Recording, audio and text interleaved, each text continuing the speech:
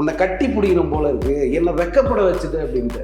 அப்படின்னா என்னன்னா, அவர் எடுக்காத சினிமா அது, அவர் நினைச்சு கூட பார்க்காத ஒரு பதிவு அது. நான் இதை யாரையும் காயப்படுத்தவோ கோவப்படுத்தவோ சொல்ல, படம் பார்க்கணும் அப்படின்னு சொன்னா பத்திரிகையாளர்களோட தயவு செஞ்சு பார்க்காதீங்க. பாதவத்தின்னு ஒரு சாங் அதை ஸ்டார்ட் ஆகுது இல்லை, ஒரு அந்த மேலத்தோட அப்பயே உங்களுக்கு ஒரு உருக்கம் உருவாயிடும். ஏனி ஈஸ்வர் இதை பண்றாருன்னும் போதே வந்து இந்த படத்தினுடைய அந்த விஷுவலைசேஷனை வந்து நம்மால கற்பனை பண்ண முடிச்சது. ஒரு காட்சி ஒரு வசனம் எதையுமே வந்து சொல்லக்கூடாது. படத்தை பார்த்துட்டு ஒவ்வொருத்தரும் வந்து இதை அனுபவிக்கணும். இந்த வீடியோவை உங்களுக்கு வழங்குபவர்கள் பேசஸ் பே, secure digital payments with multiple features and great success rate. வணக்கம். இன்றைய சந்திப்பில் நம்முடன் இணைந்திருப்பவர் பத்திரிகையாளர் எஸ் சங்கர் அவர்கள். வணக்கம். வணக்கம். மாரி செல்வராஜ் இயக்கத்தில் வெளிவந்திருக்கிற வாழை படம் வந்து மிகப்பெரிய ஒரு காட்சி அனுபவத்தை எல்லாருக்கும் கொடுத்துருக்கு. மிகப்பெரிய ஒரு மாற்றத்தை தமிழ் சினிமாவில் விதைச்சிருக்கு. அந்த படத்தை பார்க்காத தமிழ் இயக்குநர்களே இல்லை என்று சொல்லுகிற அளவுக்கு அந்த படத்தை எல்லாரும் பார்த்துருக்காங்க. இது ஒரு ப்ரொமோஷன் கிடையாது, ஆனால் யதார்த்தமாக நெகிழ்ந்து போய் எல்லாருமே அதை வந்து பாராட்டி பேசியிருக்காங்க. வாழை படம் ஏற்படுத்திய அனுபவம் உங்களுக்கு எப்படி இருந்தது, அதை அப்படியே விரிவாக சொல்லுங்க. இந்த அனுபவத்துக்கு முன்னாடி இந்த படத்தில் தமிழ் சினிமாவின் முக்கியஸ்தர்கள் அத்தனை பேரும் பார்த்துட்டாங்க. நான் மிகப்பெரிய பாராட்ட நினைக்கிறது இயக்குனர் இமயம் பாரதி ராஜாவோட பாராட்டு தான். ஏன்னா இந்த தமிழ் சினிமாவை வந்து பாரதி ராஜாவுக்கு முன்னே பாரதி ராஜாவுக்கு பின்ன அப்படின்னு தான் நம்ம பார்க்கணும். ஒரு நிகழ்ச்சியில் இளையராஜா, இசைஞானி இளையராஜா கலந்துக்கிட்ட நிகழ்ச்சி இது. அப்போது பாரதி ராஜா வந்து சில இயக்குநர்கள் அவங்கெல்லாம் இருப்பாங்க இல்லையா, நீ நம்ம பையன்ல எங்கிட்ட இருந்தவன்ல அப்படின்னு ஒருத்தராக பார்த்து ஆச்சரியப்பட்டுக்கிட்டே இருக்காரு. அப்போ உடனே பைக்கை வாங்குறார் ராஜா சார். யோ என்னையா நீ என் பையன், நீ என் பையன், உன் பையன், தமிழ் சினிமாவில் இருக்கிற அத்தனை பேரும் உன்னோட ஆள் தான் ஏன், உங்ககிட்ட போனவன் தான் ஏன், இந்த தமிழ் சினிமாவோட பெருமையா நீ அப்படின்னு மேடையில் சொல்ல. அவ்வளோ அப்படியெல்லாம் வந்து அவர் எங்கேயும் பேசுனதில்லை ராஜா சார். இந்த தமிழ் சினிமாவோட ஒரு அடையாளம், ஒரு பெருமை அப்படின்னா அது பாரதி ராஜா தான். அதில் யாருக்கும் எந்த மாற்று கருத்துமே வந்து இருக்காது. அப்படிப்பட்ட பாரதி ராஜா சொல்கிறாரு, இந்த படத்தை பார்த்துட்டு இயக்குனர் மாரி செல்வராஜ் கிட்ட சொல்கிறாரு, டேய் நீ எங்கடா இருக்க, உன்னை கட்டி பிடிக்கணும் போல இருக்கு, என்னை வெக்கப்பட வச்சுட்டு அப்படின்ட்டார். அப்படின்னா என்னன்னா, அவர் எடுக்காத சினிமா அது, அவர் நினச்சி கூட பார்க்காத ஒரு பதிவு அது. அதுக்கு வந்து அவருடைய ரியாக்ஷன் வந்து என்னை நான் உண்மையிலே பிரமிச்சுட்டு போயிட்டேன். எப்பேற்பட்ட ஒரு படைப்பாளி, அவர்கிட்டருந்து அந்த ஒரு வார்த்தை வருதுன்னா மாரி செல்வராஜ் வந்து எந்த அளவுக்கு அந்த கதை, அந்த படம், அந்த படமாக்கின விதம் சதையுமாக அப்படின்னு சொல்லுவாங்கல்ல, அப்படியே உருக்கி இருக்கு பாருங்க. அது இந்த அனுபவம்னு பார்த்தீங்கன்னா, அந்த படம் பார்த்த அனுபவம்னு பார்த்தீங்கன்னா, நான் வந்து மக்களோட தான் அந்த படம் பார்த்தேன், பத்திரிகையாளர்களோட பார்க்கல. உண்மையிலே வந்து நான் இதை யாரையும் காயப்படுத்தவோ கோவப்படுத்தவோ சொல்ல, படம் பார்க்கணும் அப்படின்னு சொன்னால் பத்திரிகையாளர்களோட தயவு செஞ்சு பார்க்காதீங்க. ஒரு நல்ல அனுபவம் கிடைக்கணும், நல்ல உணர்வுகளோடு அந்த படத்தை விட்டு, இந்த படம் இல்லை எந்த படமாக இருந்தாலும் அந்த படம் பார்த்த அனுபவம் ரியலாக கிடைக்கணும்னு சொன்னால் மக்களாக போய் பாருங்கள். ஏன்னா அவன் என்ன ரசிக்கிறான், அவனுக்கு என்ன பிடிச்சிருக்கு, உனக்கு என்ன பிடிக்கல அப்படிங்கிற அந்த உணர்வு வந்து தெரியும். இங்கே எல்லாருமே கல்லூரி முகம் மாதிரியே உட்காந்துருப்பாங்க, எதுவுமே சிரிக்க மாட்டாங்க. சிரிக்கிற காட்சியிலையும் சிரிக்க மாட்டாங்க, அழுகிற காட்சியில் கூட சோகத்தை காட்ட மாட்டாங்க. வாழை படம் பார்த்து முடிச்சுட்டு வந்து என்னை அறியாமல் நான் அழுகுறேன். ஏன்னா அவ்வளோ பேருக்கு அந்த உணர்வு இருக்குது, அத்தனை பேரும் தழும்புறாங்க. அப்படியே அந்த உணர்வை வந்து எங்கே பார்க்க முடியும்னா நீங்கள் பத்திரிகையாளர் காட்சியில் பார்க்க முடியாது. அந்த பாதவத்தின்னு ஒரு சாங் அதை ஸ்டார்ட் ஆகுது இல்லை, ஒரு அந்த மேலத்தோட அப்பயே உங்களுக்கு ஒரு உருக்கம் உருவாயிடும். அதனால எனக்கு வந்து என்னன்னா, எனக்கு பல நினைவுகளை வந்து இந்த படம் கொடுத்தது. இந்த படத்தில் வாழைத்தார் சுமக்கிறது அப்படிங்கிறது அது ஒரு பகுதிக்கு ஒரு அனுபவம் இருக்கும். ஒரு பகுதிக்கு ஒரு வேலை இருக்கு, ஒரு வேலை. இப்போ தஞ்சாவூர்னு வச்சுங்க, நெல் மூட்டை சுமக்கிறது, நெல் கட்டு சுமக்கிறதுன்னு, புல்லு கட்டு சுமக்கிறது. இப்போ நான் வாழ்ந்த பகுதியில் இந்த பசங்க சனி ஞாயிறுகளில் வேலைக்கு போவாங்க. 7வது 8வது படிக்கிற காலத்துலேருந்தே வேலைக்கு போவாங்க. அந்த இதில் தட்டில் மண் சுமக்கிற வேலை, எரு சுமக்கிற வேலை, அதை சுமப்பாங்க அந்த சனி ஞாயிறுகளில். எனக்கு இந்த பழைய இந்த நாட்களெல்லாம் அந்த படம் பார்க்கும்போது இது ஞாபகத்துக்கு வந்தது. இது வந்து முற்றிலும் புதிய ஒரு கதை அல்ல. ஆக்சுவலாக ஒவ்வொருத்த வாழ்க்கையிலும் நடக்கிற ஒரு அனுபவம் அது. ஒரு பாலிய கால ஒரு அந்த அனுபவங்களை சொன்னாலே தெரிஞ்ச கதையா இருக்கும், பலமுறை நம்ம பார்த்த கதையா இருக்கும். ஆனா ஒவ்வொருத்தருடைய அனுபவத்தையும் பதிவு பண்ணும்போது அது புத்தம் புதுசா தெரியும். அதைத்தான் மாரி செல்வராஜ் வந்து பண்ணியிருக்காரு. ஏன் இன்னொருத்தர் இதை போய் பார்க்கணும்? தன்னுடைய வாழ்க்கையில தன்னுடைய இளம் பிராயத்தில் என்னென்ன பார்த்தோம், என்னென்ன அனுபவப்பட்டோம், என்ன மாதிரியான சோகங்களை பார்த்தன்றத ரொம்ப நீட்டாக இதை மாதிரி ஒருத்தர் பதிவு பண்ணவே முடியாதுன்ற மாதிரி பண்ணி அந்த லேண்ட்ஸ்கேப்பையும் இப்போ சில படங்களில் பார்த்தீங்கன்னா ஒரு லேண்ட்ஸ்கேப் எந்த ஊரில் படம் நடக்குதுன்னு நமக்கு தெரியாது. இது வந்து கரெக்டாக இருக்கு. பழைய திருநெல்வேலி மாவட்டத்தில் ஸ்ரீ வைகுண்டம் அருகில் உள்ள புளியங்குளம், அதுல உள்ள ஒரு கருங்குளம்னு ஒரு கிராமம், தூத்துக்குடி மாவட்டம். இப்போ தூத்துக்குடி அப்படின்னாலே வந்து வாழை தான். நீங்கள் தூத்துக்குடியில் கண்ணு கட்டின தூரம் வரைக்கும் வாழை பயிர்களை தான் நீங்கள் பார்க்க முடியும். வாழை தோட்டம் தான் எங்கே பார்த்தாலும். இந்த வாழைங்கிறதே வந்து அவங்க வாழ்க்கையோட பிணைந்த ஒரு பயிர் அது. ஆக்சுவலாக நீங்கள் வந்து வாழை தோட்டம்னு சொன்னாலே வந்து தூத்துக்குடிக்காரங்களுக்கெல்லாம் வந்து அப்படியே மனசு பொங்கும். இத்தனைக்கும் வந்து அது உடனடியாக பலன் தர்ற பயிர் கிடையாது, ஒரு வருஷத்துக்கு மேலே ஆகும். ஆனால் பல வருஷம் வந்து பலன் கொடுத்துக்கிட்டே இருக்கும். அதனால் அந்த பயிர் வந்து அவங்க இந்த நெல், கரும்பு, மற்ற பயிர்களை விட அதிகமாக இதைத்தான் பயிர் வைப்பாங்க. வாழையடி வாழையாகன்னு சொல்கிறாங்களா, ஒரு வாழையை வெட்டிட்டா அங்கேருந்து இன்னொரு குருத்து. ஆமாம். அதை வந்து சொல்லும்போது வந்து நமக்கு மற்ற பகுதி மக்களுக்கு வந்து புது அனுபவமாக இருக்குது. அதே பகுதியை சேர்ந்தவங்களுக்கு வந்து ரொம்ப உணர்வை வந்து உருக்குற மாதிரி இருக்குது. ரெண்டு விஷயம் இந்த படத்தில் இருக்குது. எப்படின்னா, ஒரு படத்தோட கதையில் ஒரு சுவாரஸ்யமும் இருந்துக்கிட்டே இருக்குது, ஒரு சோகமும் நம்ம பின்னாடி ஓடிக்கிட்டே இருக்கும். அப்புறம் விஷுவலா அந்த பியூட்டியை காட்டுறது இருக்குல்ல, அதுதான் அந்த படத்தோட. அது வந்து தேனி ஈஸ்வர் வந்து இன்னொரு ஹீரோன்னு வச்சுக்கலாம் அந்த படத்துக்கு. ஏன்னா தேனி ஈஸ்வர் இதை பண்றாருன்னும் போதே வந்து இந்த படத்தினுடைய அந்த விஷுவலைசேஷனை வந்து நம்மளால கற்பனை பண்ண முடிஞ்சு. அந்த வாழைன்ற தலைப்பு, பேக்ரவுண்டு ப்ளஸ் தேனி ஈஸ்வர் கேமரான்னும் போதே வந்து நான்லாம் வந்து விஷுவலாக எனக்கு தெரிஞ்சது. அந்த அளவுக்கு வந்து உழைப்பு அதில் இருக்கும் அப்படின்ட்டு அதை வந்து படத்தில் நம்ம ரொம்பவே வந்து அனுபவித்தோம். ரொம்ப வந்து அந்த காட்சிகளோட ஒன்றி போயிட்டோம். அந்த அளவுக்கு அருமையாக பண்ணியிருந்தார். அப்புறம் இந்த பள்ளிக்கூட நினைவுகள் இருக்கு பாருங்க, மிக பிரமாதமாக இருந்தது. எனக்கு வந்து அதில் அந்த டீச்சரை வந்து ஏதோ இவங்கெல்லாம் லவ் க்ரஷ்ஷு அப்படின்லாம் சொல்கிறாங்கல்ல, இந்த டீச்சர் மேலே அந்த பையனுக்கு இருக்கிறது என்ன மாதிரி அன்புங்கிறத ஒரு காட்சியில் அவன் சொல்லுவான். மிக பிரமாதமான காட்சி. யாருமே வந்து இது கொச்சையாக பேசவே முடியாது.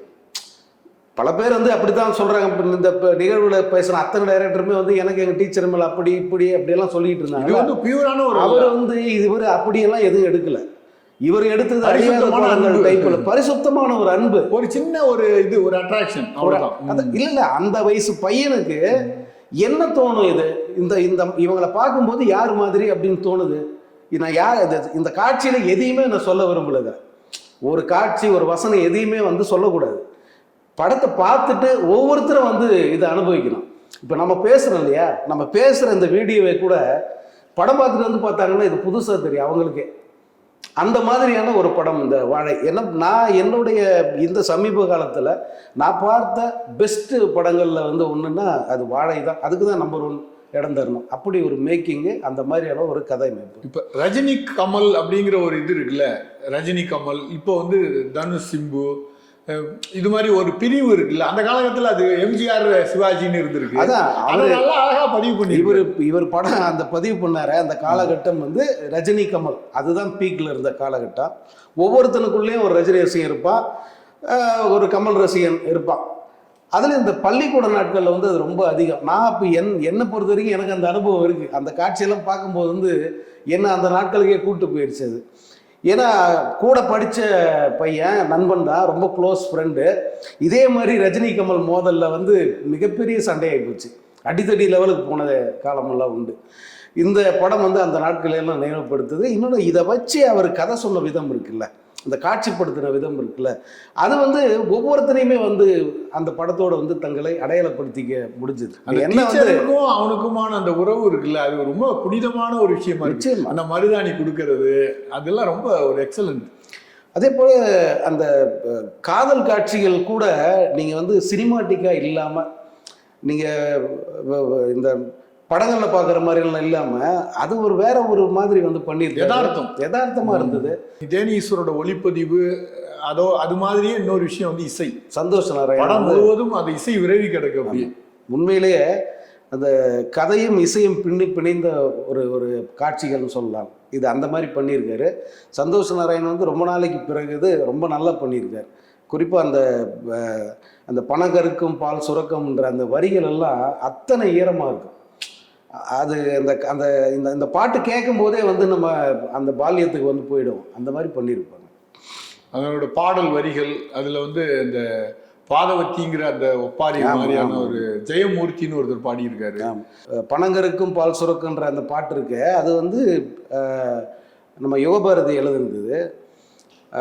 அதாவது இன்றைக்கு இருக்கிற கவிஞர்களில் வந்து பெரிய அபிப்பிராயம்னு யாரையும் சொல்ல முடியாது யுகபாரதியை தவிர்த்து. யுகபாரதி வேற ஒரு நம்முடைய இன்னொரு பிரதிபலிப்புன்னு சொல்லலாம். அந்த மண்ணின் ஈரம், மக்களினுடைய உணர்வு, இதை வந்து சரியாக பிரதிபலிக்கக்கூடிய ஒரு மனிதர். அதை வந்து இந்த படத்தில் இந்த ஒரு பாட்டில் வந்து ரொம்ப உணர முடிஞ்சது. படத்தில் வந்து ஒரு மைய இதாக இருக்கிறது இந்த கூலி உயர்வு, இந்த விஷயத்தை வந்து ரொம்ப அழகாக பண்ணியிருக்காரு. ஒரு கிராமத்தில் அந்த ஒரு சூழலில் இருக்கிறவங்க எதிர்த்து கேட்கறது, அங்கே ஏற்படுற அந்த ஒரு பிணக்கு, இந்த இதை வந்து ரொம்ப அழகாக பதிவு பண்ணியிருக்காரு. இன்னொன்று அந்த கிளைமேக்ஸு, அதையும் நம்ம எதுவும் சொல்ல விரும்பல. ஆனால் அப்படி ஒரு பாரத்தை ஏற்படுத்துகிற மாதிரியான ஒரு கிளைமேக்ஸ் எல்லாம் வந்து அண்மை காலத்தில் நம்ம பார்த்ததே இல்லை. படம் பார்த்துட்டு வந்து ஒரு பிரம்ம பிடிச்ச மாதிரி தான் வந்து நிற்பாங்க. அந்த அளவுக்கு வந்து அது பண்ணியிருப்பாரு. எதையுமே வந்து வலிந்து திணித்த மாதிரி ஒரு காட்சி, ஒரு வசனம் கூட வந்து கிடையாது இந்த படத்தில். அது இப்படி எல்லாமே க்ளீனாக அப்படி அமைகிறது வந்து ரொம்ப ரொம்ப அபூர்வம். மிகப்பெரிய ஒரு படைப்பாளி கூட ஏதாவது ஒரு இடத்துல சறுக்குவாங்க. பட் இவர் வந்து அப்படி எதுவுமே சொல்ல முடியாத அளவுக்கு பண்ணியிருப்பார். அதுதான் வந்து நான் பாரதி ராஜா சொன்ன அந்த வார்த்தைக்கு அர்த்தமாக நான் நினைக்கிறேன். அந்த பாராட்டுக்கு அர்த்தம் இதுதான். இந்த சமீப ஆண்டுகளில் வந்த மிகச்சிறந்த படம் அல்லாட்டியும் மிகப்பெரிய வரவேற்பு பெற்ற படம், பலராலும் விமர்சிக்கப்பட்டு பாராட்டப்படுகிற ஒரு படமாக இது வந்திருக்கு வாழை. இன்னொன்று இந்த படத்தை சப்போர்ட் பண்ணுற அந்த ப்ரொடியூசர்ஸ் இருக்காங்கல்ல, அவங்கள உண்மையில பாராட்டணும். இப்போ இந்த மாதிரி படம் கமர்ஷியலாக போகுமா போகாதான்னு தெரியும். ஹாட்ஸ்டார் பட் அவங்க முன்னணி நின்று இந்த படத்தை வந்து ஊக்குவிக்கிறாங்க. இப்படி ஒரு படம் உருவாகிறதுக்கு பின்னாடி நிற்கிறாங்க இல்லையா? அதுதான் சினிமாவுக்கு ரொம்ப முக்கியமான தேவை இந்த காலகட்டத்தில். இவங்க வந்து முன் வந்து இந்த மாதிரி படங்கள் நிறைய பண்ணலாம் அப்படின்ற முடிவோடு வந்தாங்கன்னா நிறைய மாரி செல்வராஜில் இருக்காங்க. அவங்களுக்குள்ள இந்த மாதிரி கதைகள் நிறைய இருக்கும். இப்போ அவங்களுக்கு புது தைரியம் வந்துருக்கும். இந்த மாதிரி கதைகள் இவ்வளோ நல்லா போகுது இல்லை, நம்ம ஏன் ட்ரை பண்ணக்கூடாது அப்படின்னு தோணும். இல்லை, கதைகள் நிறைய இருக்கு, இது மாதிரி எடுக்கப்படணும் படம். அதான் அந்த உணர்வு நம்ம ட்ரை பண்ணுவோம், நம்ம பண்ண ஒரு நம்பிக்கையை இந்த படம் கொடுக்கும். அந்த டீச்சரா நடிச்சிருக்காங்கல்ல நிகிலா விமல், அப்புறம் வந்து 2 பையனுங்க, அவங்கள வந்து நீங்க மறக்கவே முடியாது. இந்த படத்துல வந்து மிகப்பெரிய ப்ளஸ்ஸு நம்ம தேனீஸ்வர் ஒளிப்பதிவு, சந்தோஷ் நாய் மியூசிக் சொல்கிறோமே, அதை விட இன்னும் முக்கியமானது என்னென்னா அந்த பாத்திர படைப்புகள், அதில் வருகிற அந்த கலைஞர்கள்.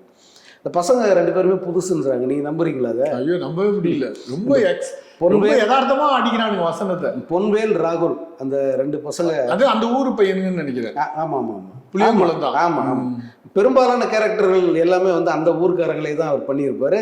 ஈவன் கர்ணனில் கூட வந்து அந்த ஊர் மக்களையே தான் வந்து அவர் நடிக்க வச்சுருப்பார். அது போல தான் இதுலேயும் பண்ணியிருக்காரு. அடுத்து அந்த டீச்சர் பூங்குடியை வராங்களே, அந்த நிகிலா விமல், அவங்களுடைய தோற்றம், அவங்களுடைய நடிப்பு, அந்த பாடி லாங்குவேஜ் எல்லாம் பாருங்கள்.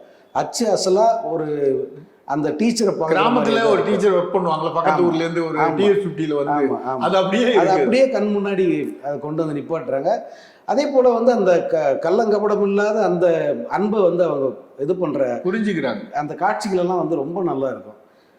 அதே போல இந்த திவ்யா துரைசாமி அவங்களோட கேரக்டர், கலையரசன் கேரக்டர் எல்லாமே வந்து ரொம்ப இயல்பா நிறைவா இருக்கும்.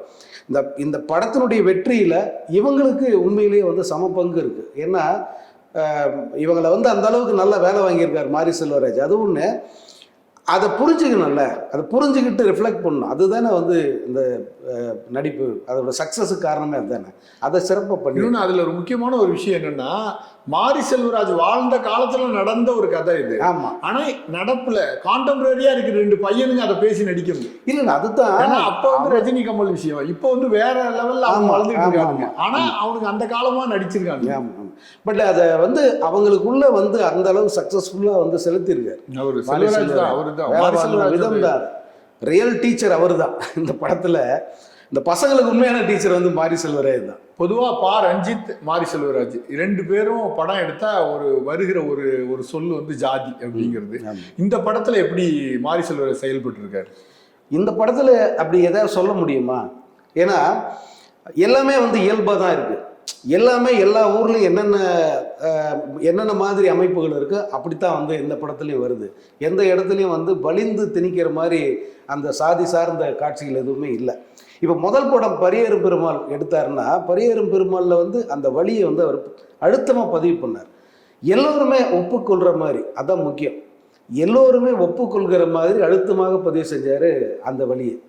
அடுத்த படம், அதுக்கு அடுத்த படம் இரண்டிலும் கூட அவர்களது வழிகள் பதிவு செய்யப்பட்டாலும் அதுக்காக நான் அப்படியே இருந்துட முடியுமாடா, ஏதாவது ஒரு கட்டத்தில் நான் திருப்பி கேட்பேன்ல அப்படின்றத அவர் வந்து பதிவு பண்ணார். மாமன்னனில் வந்து ரொம்ப முக்கியமான பதிவு மாமன்னனில். ஏன்னா இது ரஜினி சார் ரொம்ப பாராட்டியிருக்கார் மாமன்னன் படத்தை. எதுக்காகன்னா, எவ்வளோ பெரிய அதிகாரத்தில் இருந்தாலும், எவ்வளோ பெரிய பதவியில் இருந்தாலும், நீ எவ்வளோ உயர்வில் இருந்தாலும் உன்னை எதை வச்சு அளக்குறான், சாதியை வச்சு அளக்குறான்.